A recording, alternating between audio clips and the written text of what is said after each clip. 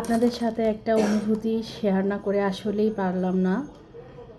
আসলে খুবই আবেগ একটা অনুভূতি। কারণ আমার একটা সন্তান আছে, ছেলে সন্তান। ও ক্লাস 6-এ পড়ে। তো আমি ওকে প্রতিদিন টিফিন খাওয়ার জন্য টাকা দিই। তা ও বলে যে, আমি জিজ্ঞেস করি যে, তুমি কি টিফিন খাইছো? বলে, হ্যাঁ আমি টিফিন খাইছি। কিন্তু আসলেও ও টিফিন খায় না। ওকে আমি মানে বাসার থেকে যেটা দিই সেটাই খায়, কিন্তু আমি ওকে যে টাকাটা দিই সেই টাকাটাও খায় না। তো কিছুদিন ধরে ও টাকাটা জমাইছে আমার অজান্তেই, আমি জানি না। তো আজকেও আমাকে এত বড় একটা সারপ্রাইজ দিছে যে আমি আসলেই আবেগে আপ্লুত হয়ে গেছি। এই হলো একটা ব্রেসলেট। সে কিভাবে কিনছে, কত দিয়ে কিনছে আমি কিন্তু কিছুই জানি না। একটা লাভ ব্রেসলেট ও আমার জন্য নিয়ে আসছে।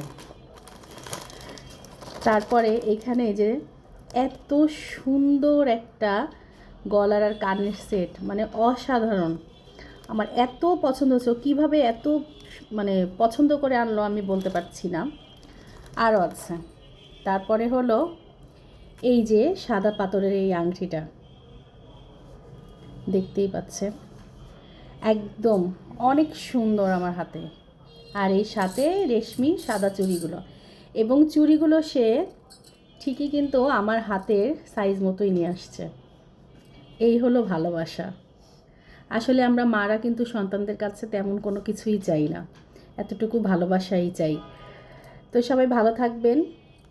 আসলে যাদের সন্তান আছে, যারা মা, তারাই বুঝবেন যে এটা আসলে কতটা আবেগের অনুভূতি।